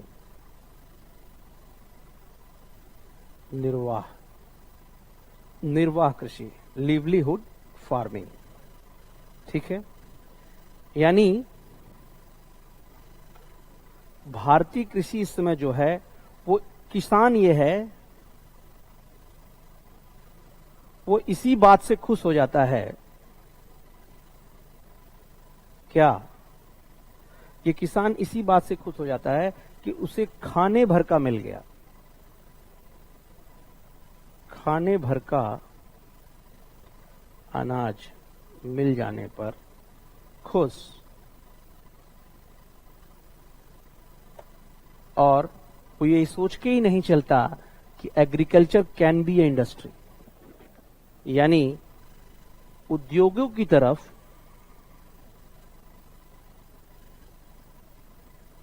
और सोच सही नहीं है, यानी सोच नहीं, यानी एग्रीकल्चर को इंडस्ट्री बनाने की सोच नहीं है। केवल इंडिया में एग्रीकल्चर क्या है, निर्वाह कृषि है कि किसी तरीके से बस निर्वाह हो जाए। क्लियर हुई बात? तो इसे कहते हैं निर्वाह कृषि, एग्रीकल्चर। तो ये बहुत बड़ी समस्या है एग्रीकल्चर सेक्टर की, कि आप देखिए आपके घर में किसान थोड़ा बहुत बेच दिया तो ठीक है, नहीं तो भाई चलो, लोग गांव में पता है जो किसानी करते, खेती करते हैं, उनसे बात करो तो बस इसी बात पे खुश होते हैं। उससे पूछा भाई कितना होता है खेत, बोला भैया ऐसा है, खरीदना नहीं पड़ता है, और he is happy with it. तो एक बात बताओ, एक ऐसा प्रोफेशन जो केवल लिवलीहुड को बेस मान के चल रहा हो, उस प्रोफेशन को लेकर के क्या कोई ये सोचेगा कि हम जाएं उस प्रोफेशन में? इसलिए ये दिक्कत है। ठीक है, अगला देखिए,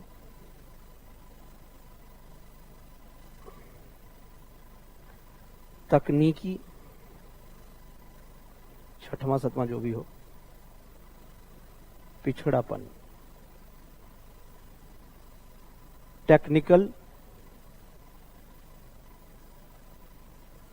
बैकवर्डनेस, टेक्निकल बैकवर्डनेस। ठीक है, तो इंडिया में अब आके जान लीजिए थोड़ा सा टेक्नोलॉजी का विस्तार होता है, अदरवाइज क्या है, maximum traditional way of farming. ठीक है, यानी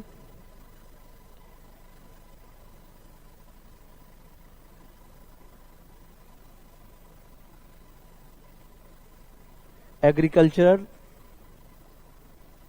इनोवेशन का ना होना,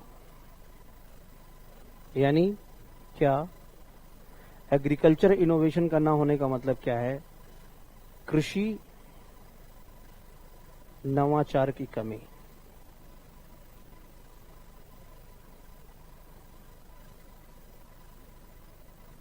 एग्रीकल्चर रिसर्च,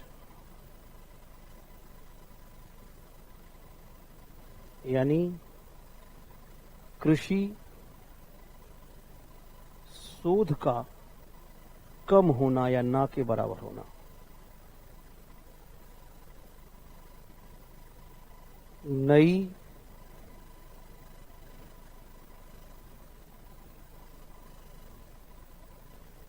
कृषि शिक्षा का अभाव,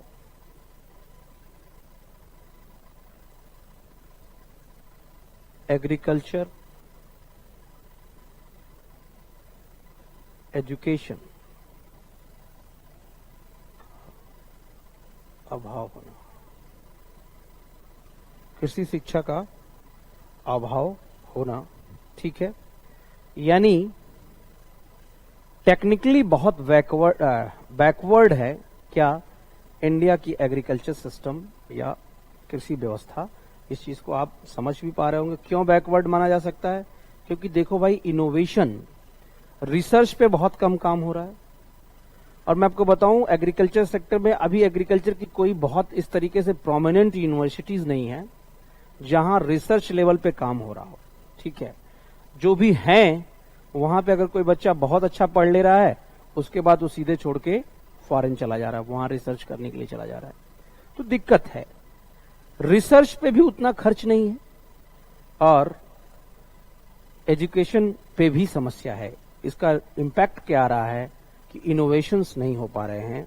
ठीक है, और सातवां है ट्रेडिशनल वे ऑफ फार्मिंग।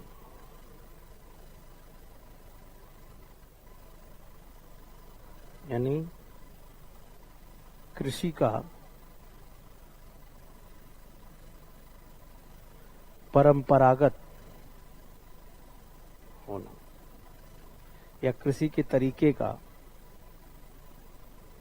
यानी आज भी किसान नई तकनीकी, नए रिसर्च, नए चीजों को क्या होता है अपनाना नहीं चाहते हैं। उनके व्यक्तिगत पूर्वाग्रह होते हैं, जिन पूर्वाग्रहों के कारण क्या होता है वो अपनी पुरानी स्टाइल की फार्मिंग को ही अपनाना चाहते हैं।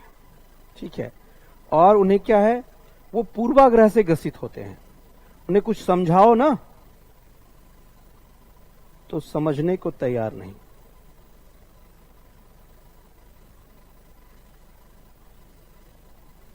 तैयार नहीं।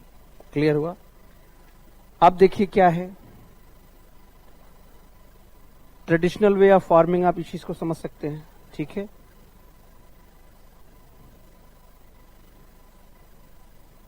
लैक ऑफ मॉडर्न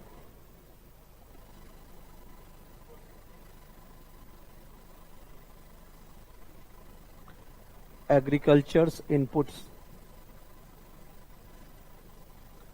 यानी आधुनिक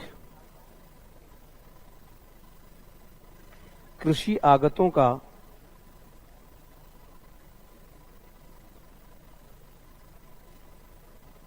अभाव। आधुनिक कृषि आगतों का अभाव यानी जो नए instruments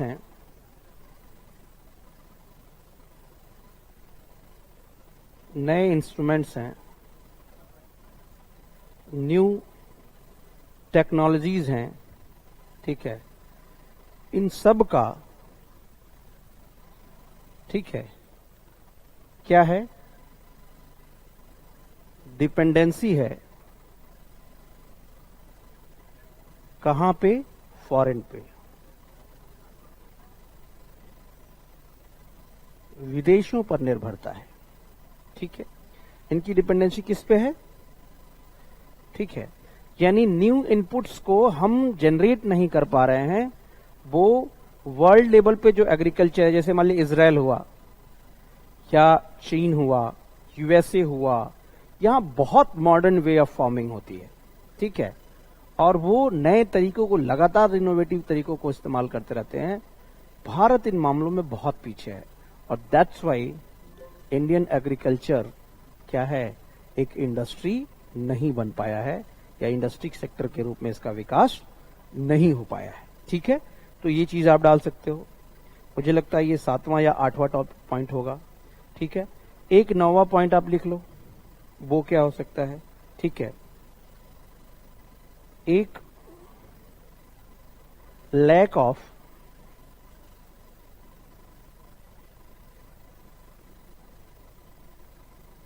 organised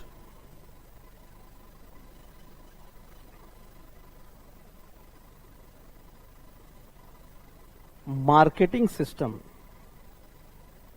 lack of organized marketing system for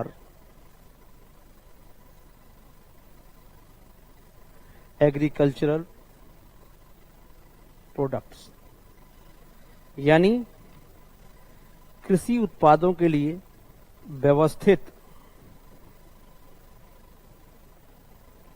विपणन प्रणाली, मार्केटिंग की हिंदी देख लीजिए,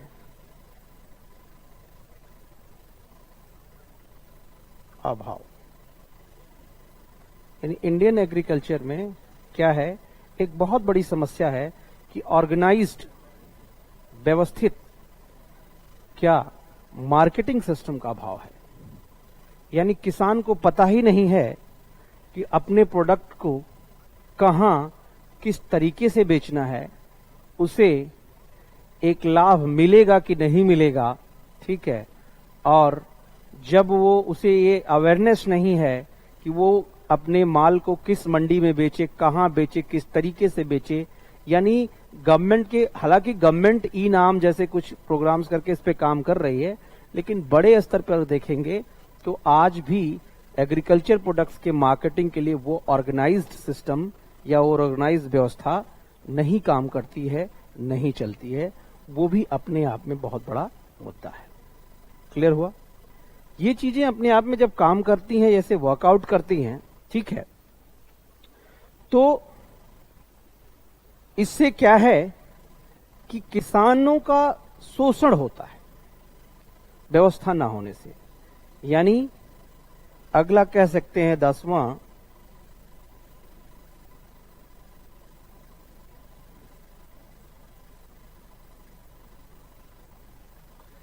exploitation of farmers from by लिख सकते हो आप, by intermediaries, बिचौलियों द्वारा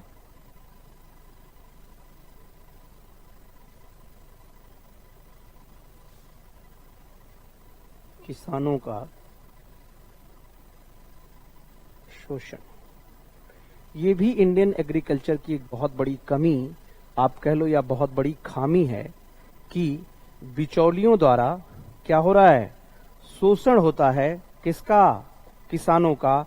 मैं आपको बताऊं, जिस ठेले पे या फिर वो फेरी वाले से आप सेब लेते हो, मान लो 150 रुपीस पर केजी का सेब है, तो ये जब हिमाचल प्रदेश या कश्मीर के बागानों में सेब जो किसान प्रोड्यूस करता है उसे मात्र 20 रुपए मिलते हैं, और इन बिचौलियों के कारण ये आपके दरवाजे तक आते आते 150 रुपए का हो जाता है। तो ये बीच में जो इंटरमीडिएटरीज हैं, ये बहुत बड़े स्तर पर किसानों का क्या करते हैं, शोषण करते हैं, क्योंकि उन्हें अवेयरनेस नहीं होती, किन्हें, किसानों को, कि अपने प्रोडक्ट को कहां बेचें, कैसे बेचें, और उससे बहुत अपने उत्पादन का या उत्पाद का, प्रोडक्ट का बहुत ही कम दाम मिलता है, जबकि वो डिजर्व बहुत ज्यादा करता है, क्योंकि वही रियल प्रोड्यूसर्स है। लेकिन ये बिचौलिए उसे मार्केट तक उनकी पहुंच ही नहीं होने देते, बीच में अपना वो कमीशन खाते हैं, और बाजार में आते आते उस दाम का बहुत बढ़ जाता है, उस प्रोडक्ट का दाम बहुत तेजी से बढ़ जाता है। इसका परिणाम क्या होता है? इसका परिणाम ये होता है कि बिचौलिए माला माल हो जाते हैं, और किसान जो रियल प्रोड्यूसर्स है वो इनके शोषण का क्या हो जाता है, शिकार हो जाता है। ये भी बहुत बड़ा दुर्भाग्य है भारतीय कृषि व्यवस्था का या भारतीय कृषि विपणन प्रणाली का। समझ पा रहे हैं? और एक और आप कह सकते हो क्या, भूमि सुधार योजनाओं का असफल होना।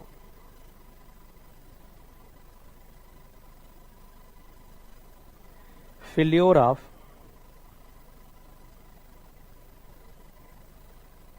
लैंड रिफॉर्म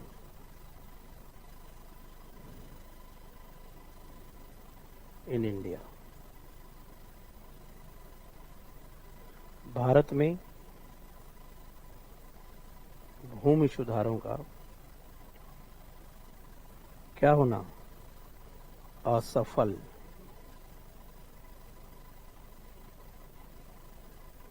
भारत में भूमि सुधारों का क्या होना, असफल होना अपने आप में एक बहुत बड़ा मुद्दा है, जो भारतीय कृषि को एक तरीके से डिस्टर्ब करता है और लोगों के आकर्षण का केंद्र नहीं रहने देता। क्लियर हुआ? क्यों?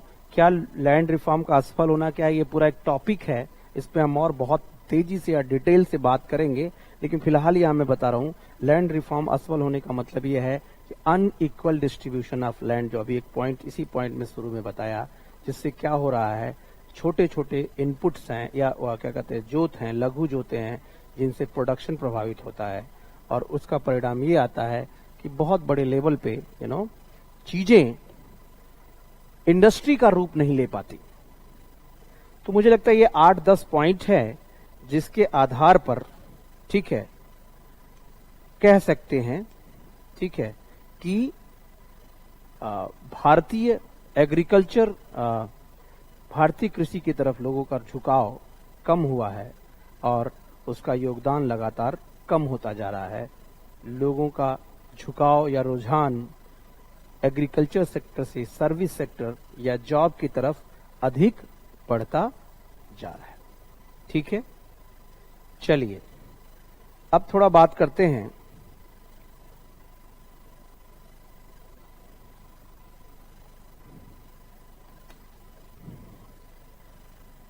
मुझे लगता है कि मैंने आपको ग्रीन रेवोल्यूशन बता रखा है क्या? जब मैं बता रहा था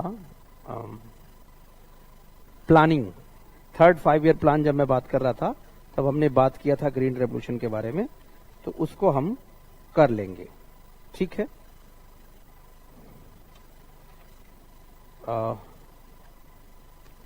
लेकिन थोड़ा सा सभी क्रांतियों को एक साथ करके मैं चाह रहा था कि आपको एक जगह पीसीएस में 1-2 क्वेश्चन आता ही आता है। ठीक है, तो एक बार थोड़ा सा हम यहां रिवाइज कर लेंगे एक तरीके से, क्योंकि ग्रीन लिखिए,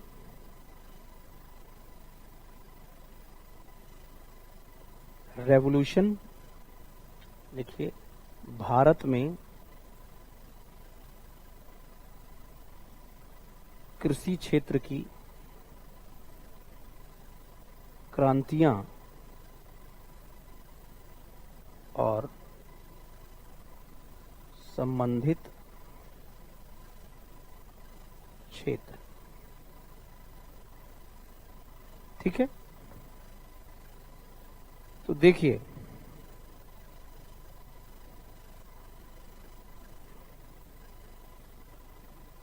भारत में कृषि क्षेत्र की क्रांतियां और संबंधित क्षेत्र, इससे बात कर लेते हैं।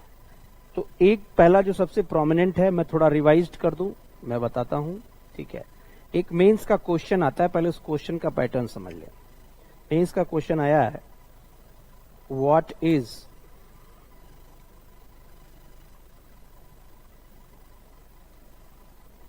Green revolution?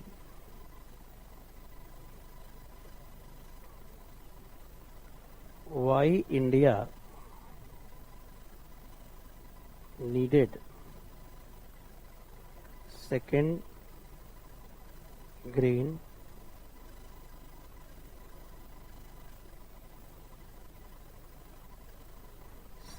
revolution? क्वेश्चन है, हरित क्रांति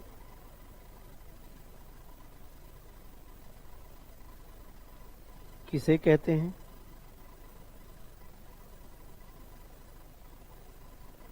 और भारत को द्वितीय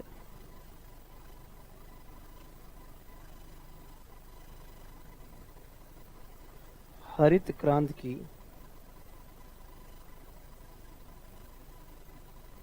आवश्यकता क्यों पड़ी? 200 वर्ड्स लिखिएगा आप। इस क्वेश्चन को बता देता हूं, एक्सप्लेन कर देता हूं कि कैसे इसको करना है। ठीक है, और जब इसको एक्सप्लेन करूंगा तो यही आएगा ग्रीन रेवोल्यूशन, इसको बात कर लेंगे। तो क्वेश्चन को मैंने कहा था 2 बार पढ़ना है, हालांकि एक बार मैं ग्रीन रेवोल्यूशन बता चुका हूं, लेकिन फिर भी एक बार मैं दोहरा रिवाइज करूंगा एक बार और, जिसको आप पढ़िएगा। ठीक है, ग्रीन रेवोल्यूशन क्या है और क्यों इंडिया को इसकी जरूरत पड़ गई, द्वितीय ग्रीन रेवोल्यूशन की। ठीक है, तो इस क्वेश्चन को पढ़ने के बाद 2-3 चीजें समझ में आ रही हैं। एक तो एक सेगमेंट क्या है ये बताना है, व्हाट इज ग्रीन रेवोल्यूशन, और दूसरा कि सेकेंड ग्रीन रेवोल्यूशन की क्यों जरूरत पड़ी, है ना। तो देखिए, किसी की जरूरत तब पड़ती है जब कोई एक की जरूरत खत्म हो जाती है। यही तो मतलब है कि जो चल रहा हो वो रेलिवेंट नहीं रह जाता है, इसलिए किसी दूसरे की जरूरत पड़ती है। ठीक है, और या जो चल रहा होता है वो सुटेबल नहीं होता या उसका परफॉर्मेंस वैसा नहीं होता है, इसलिए उसे किसी दूसरे को रिप्लेस की जाता है। और रिप्लेसमेंट में यही शर्त होती है कि जो चीज वो नहीं कर पा रहा है वो उसको कर रहा है, या ये भी हो सकता है जो इससे कमियां हो रही हो वो उसको ठीक कर देगा। अच्छा, इसका ये मतलब नहीं है कि जो चल रहा होता है उसका इंपॉर्टेंस खत्म हो जाता है, बात समझिएगा। जैसे इकोनॉमी में आपको उदाहरण बताऊं, हमने नीति आयोग और योजना आयोग पढ़ा था, याद है आपको? योजना आयोग को रिप्लेस किया किसने? नीति आयोग ने। तो रिप्लेस नीति आयोग ने किया, तो योजना आयोग की जगह नीति आयोग की जरूरत क्यों पड़ी? ये आईएएस में क्वेश्चन पूछा भी गया है। इसलिए पड़ेगी क्योंकि कोऑपरेटिव फेडरलिज्म पे योजना आयोग मोर और लेस काम नहीं कर रहा था। लेकिन क्या योजना आयोग के इंपॉर्टेंस को कम किया करके कहा जा सकता है क्या? नहीं। इसका मतलब क्या है? इस क्वेश्चन को क्या टैकल करना है? ग्रीन रेवोल्यूशन बताना है, फिर ग्रीन रेवोल्यूशन के निगेटिव्स बताना है, और फिर उन निगेटिव्स को बेस बता के कि ग्रीन रेवोल्यूशन के इन निगेटिव्स को दूर करने के लिए सेकेंड ग्रीन रेवोल्यूशन लाया गया। तो इसमें ये बात रखी गई। मुझे लगता है क्वेश्चन समझ में आ गया मेंस का। क्लियर हो रहा है आपको? मैं फिर दोहरा रहा हूं। इस क्वेश्चन को टैकल करने के लिए पहले बताना है ग्रीन रेवोल्यूशन क्या है, और उसी के क्रम में बताना है ग्रीन रेवोल्यूशन के निगेटिव्स क्या है, what are the negative impact of the green revolution. और फिर कहा जाएगा कि उन नेगेटिव्स को दूर करने के लिए there was an more concept which is called second green revolution which was given by APJ Abdul Kalam in 2006, और वो चीजें ऐसे कर पाई। ये क्वेश्चन समझ में आ रहा है? चलिए इसको थोड़ा सा डील करते हैं, फिर उसके बाद से आगे बढ़ेंगे। तो ग्रीन रेवोल्यूशन थोड़ा सा मैं बताऊं आपको, हालांकि ये रिवाइज्ड होगा, लेकिन फिर भी आपको मुझे लगता है ठीक ठाक टाइम हो गया है तो दोहरा देता हूं। अगर जीआर लिखूं तो चलेगा? ग्रीन रेवोल्यूशन, ठीक है। चलिए थोड़ा सा पॉइंट वाज वही जो हमारा अपना तरीका है। व्हाट क्या है? Maximum production of food grain specially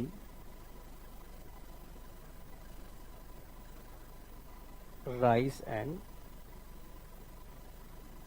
wheat. Clear हो? ये क्या है ग्रीन रेवोल्यूशन? ग्रीन रेवोल्यूशन एक कंडीशन था, ये स्थिति थी जब क्या कि बहुत तेजी से क्या हुआ, बदलाव आ गया उत्पादन में, किसके? चावल और गेहूं के, राइस एंड व्हीट को। इसको कहते हैं ग्रीन रेवोल्यूशन। कुछ लोग इसमें नए भी जुड़े होंगे, इसलिए उनके लिए भी दोहरा दे रहा हूं मैं, समझ रहे हैं? और जिसने सुन रखा है एक बार और सुन लोगे तो क्या हो जाएगा? रिवाइज ही तो होगा, ठीक है, और क्लियर हो जाएगा। क्लियर मतलब समझ रहे हो ना? अच्छा, क्या है ग्रीन रेवोल्यूशन? एक स्थिति है, और मैं बताया था रेवोल्यूशन मतलब क्या होता है, जब किसी चीज में अनएक्सपेक्टेड चेंज हो जाए। मैंने आपसे कहा था कोई ऑल ओवर अपनी स्टडी में 3rd डिवीजन है और अचानक वो यूपीएससी या पीसीएस टॉप कर जाए, तो ये उसके तैयारी के या उसके पढ़ाई के क्षेत्र में क्या होगा? रेवोल्यूशन होगा। क्लियर? अब सवाल है कब? व्हेन का जवाब है 1966। अगर एक और जवाब इसको आ जाएगा, प्लानिंग गैप।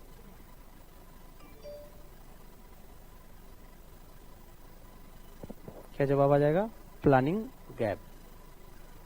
और आपने जिसने पढ़ा होगा 66 से 69 तक क्या हुआ था? योजना अवकाश था, क्योंकि 3rd 5 ईयर प्लान क्या हो गया था? बिल्कुल फेल हो गया था। उसी दौरान भारत में ग्रीन रेवोल्यूशन आया या हुआ। क्लियर? ग्रीन रेवोल्यूशन में 3 बातें और, मोस्ट बेनिफिटेड क्रॉप, सबसे अधिक लाभान्वित फसल,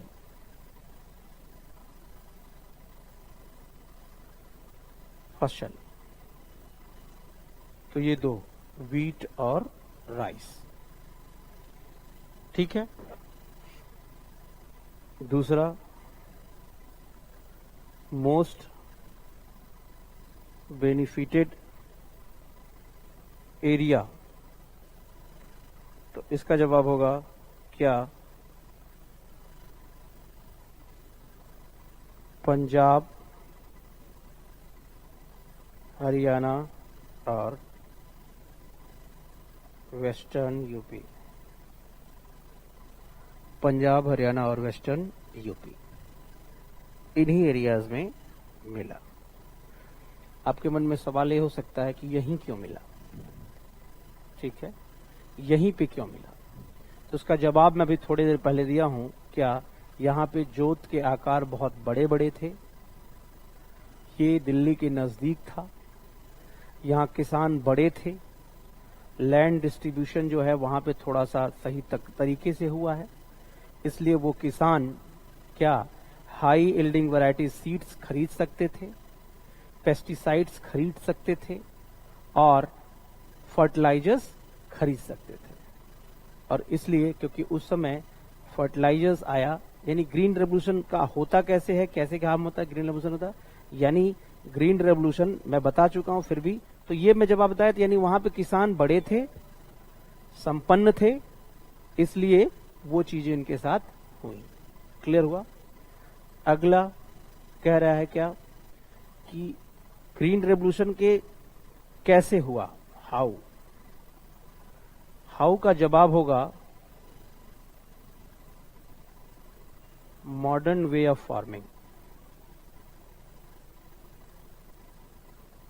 मॉडर्न वे ऑफ फार्मिंग में तीन बातें, एक तो हाई यील्डिंग वैरायटी सीड्स, ऐसे कह लो संकर बीज या हाइब्रिड बीज, और क्या फर्टिलाइजर यानी उर्वरक, और क्या पेस्टिसाइड यानी कीटनाशक, पेस्टिसाइड यानी कीटनाशक का प्रयोग किया गया, और सिंचाई इरिगेशन यानी सिंचाई, सिंचाई का प्रबंध किया गया। फिर इंस्ट्रूमेंट्स,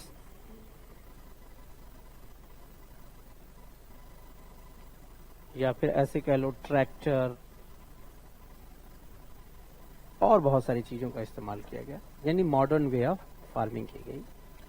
अब मैं ये कह रहा था कि पंजाब, हरियाणा, वेस्टर्न यूपी को क्यों लाभ मिला, क्योंकि ये चीजें अफोर्ड कर सकते थे ये, ठीक है, ग्रीन रेवोल्यूशन आया।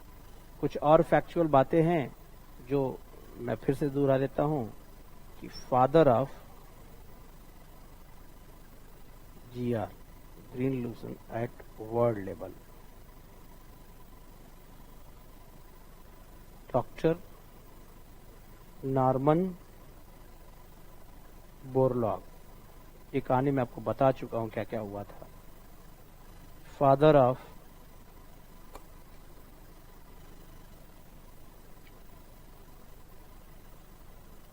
जीआर मतलब समझ रहे हो ना, green revolution in India,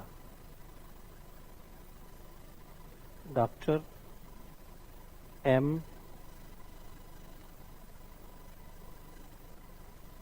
MS. Swaminathan.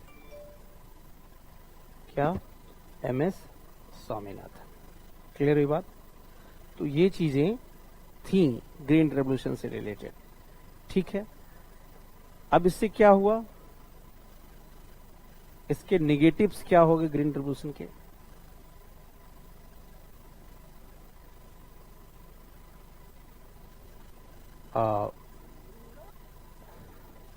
सीधी सी बात है, मैक्सिमम यूज करने से क्या हो गया, maximum use of pesticides and fertiliser, भूमि की फर्टिलिटी घटने लगी।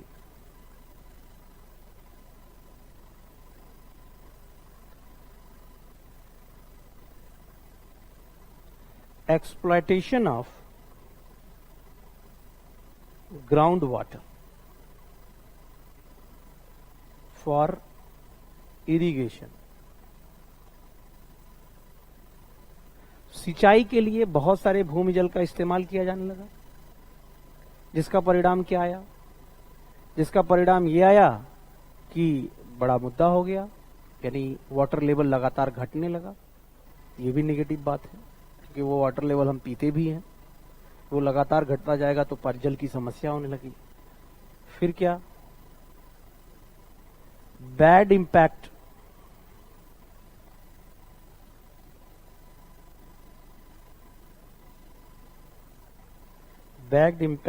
on human health and nature या इन्वायरमेंट। कैसे? ऐसे कि पेस्टिसाइड्स,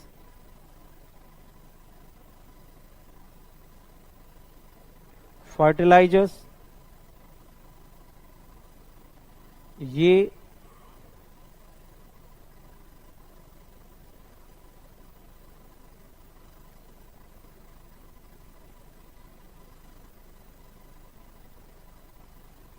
ठीक है, ये है मान लो, तो ये वाटर लेवल से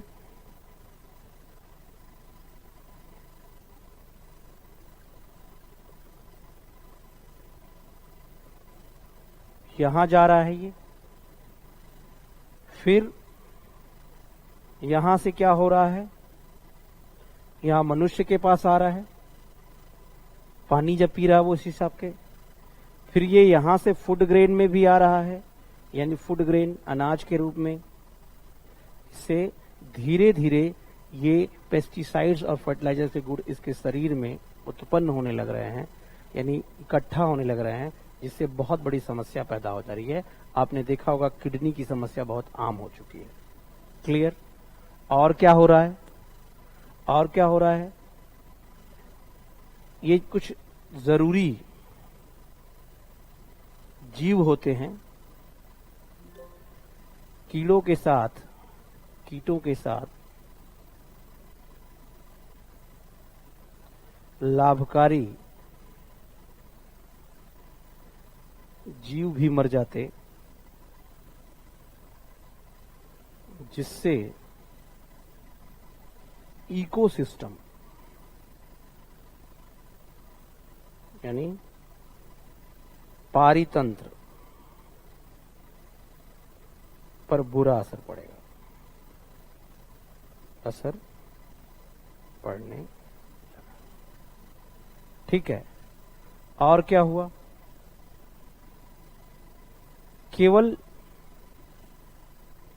पंजाब, हरियाणा और वेस्टर्न यूपी को बेनिफिट मिला। रिमेनिंग इंडिया इसका लाभ किसका?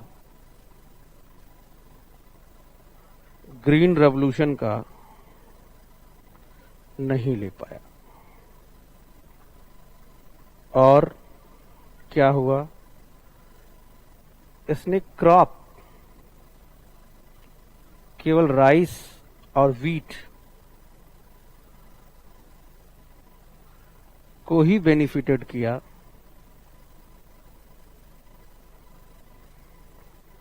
दूसरे फसलों को नहीं मिला। ठीक है, तो इसलिए इन चीजों को देखते हुए 2006 में उस समय के राष्ट्रपति एपीजे अब्दुल कलाम साहब ने सेकेंड ग्रीन रेवोल्यूशन का कॉन्सेप्ट दिया। इसमें सिंपल बात हुआ। क्या बात हुई? ऑर्गेनिक फार्मिंग करना है, यानी जैविक कृषि आई सजेस्ट आप इसे गूगल करें। जैविक कृषि किसे कहते हैं मैं फिर भी बता रहा हूं। जैविक कृषि कृषि की ऐसी प्रक्रिया जिसमें पेस्टिसाइड्स या केमिकल फर्टिलाइजर का यूज नहीं करना। Pesticides no, chemical fertiliser no. ठीक है,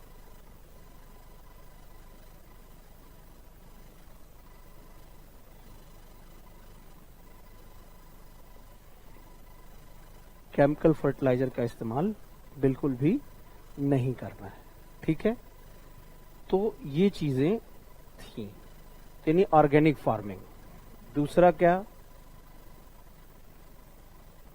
नॉर्थ ईस्ट को फोकस किया जाएगा।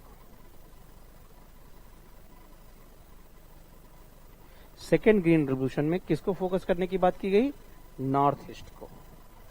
तीसरी चीज क्या है, जो फूड ग्रेन तो है ही है, उसके साथ साथ हॉर्टिकल्चर, फसलों को भी शामिल करना। हॉर्टिकल्चर में देखिए क्या आता है, बागवानी इसकी हिंदी होती है। बागवानी फसलों को भी शामिल किया जाएगा। बागवानी में आता क्या है, फूल, फल, सब्जी, मसाले, ड्राई फ्रूट्स, इन सब को मिलाकर कहते हैं हॉर्टिकल्चर, बागवानी। मसाले एंड स्पाइसेस, फ्रूट, फ्लावर। ठीक है, तो ये चीजें थी इस पे काम करने की सेकेंड ग्रीन रेवोल्यूशन के बारे में। ठीक है, अब देखिए, तो इस क्वेश्चन को आप डील कर पाएंगे कि इसके लिए ये किया गया और लास्ट में गवर्नमेंट का क्या इसका कंक्लूजन है सेकेंड ग्रीन रेवोल्यूशन का, और लेटेस्ट क्या चीजें चल रही हैं इसको ऐड कर देंगे। तो जैसे ऑर्गेनिक फार्मिंग में सिक्किम को फर्स्ट ऑर्गेनिक स्टेट का दर्जा दिया गया है 2018 में। ठीक है, तो उसके बारे में बात करेंगे, ऑर्गेनिक फार्मिंग के क्या बेनिफिट्स हैं, वो भी अपने आप में एक टॉपिक है, उसके बारे में अभी आगे बताऊंगा मैं कैसे क्या करना, लेकिन आप एक बार गूगल जरूर करिएगा। मुझे लगता है ग्रीन रेवोल्यूशन ये मैं बता भी चुका हूं, एक बार दोहराया हूं मैं, इसलिए दोहराया हूं कि एक बार आपको फ्रेश हो जाएगा चीजों को लेकर के। ठीक है, अब कुछ उत्पादन है उनको मैं लिखता चल रहा हूं, आप इसको देखते चलिए। ठीक है, जैसे रेवोल्यूशन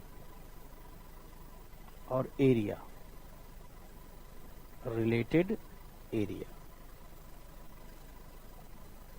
रिलेटेड एरिया। ठीक है, और पहला व्हाइट रेवोल्यूशन,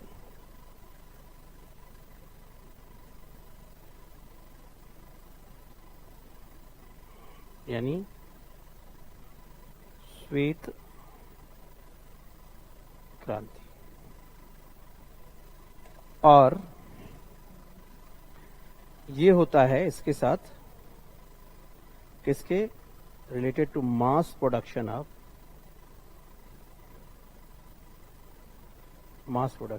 मिल्क। इसे कहीं कहीं ऑपरेशन फ्लड भी कहा जाता है।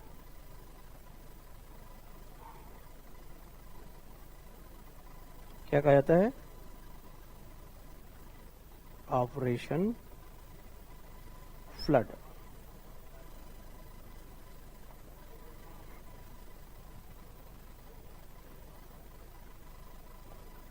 क्या कहता है? ऑपरेशन फ्लड भी कहा जाता है। ठीक है, अब इसके बारे में और डिटेल नेक्स्ट क्लास में करेंगे हम। फिलहाल आप यहीं पे रोकते हैं क्योंकि इसको और एलोबरेट करना है और कुछ और क्रांतियों के बारे में बात करेंगे, ठीक है। और इसकी थोड़ी कहानी बताऊंगा आपको, वर्गीज कुरियन की, कैसे अमूल की स्थापना कैसे क्या हुई, ठीक है। इसको आगे बढ़ाएंगे नेक्स्ट क्लास में। Thank you.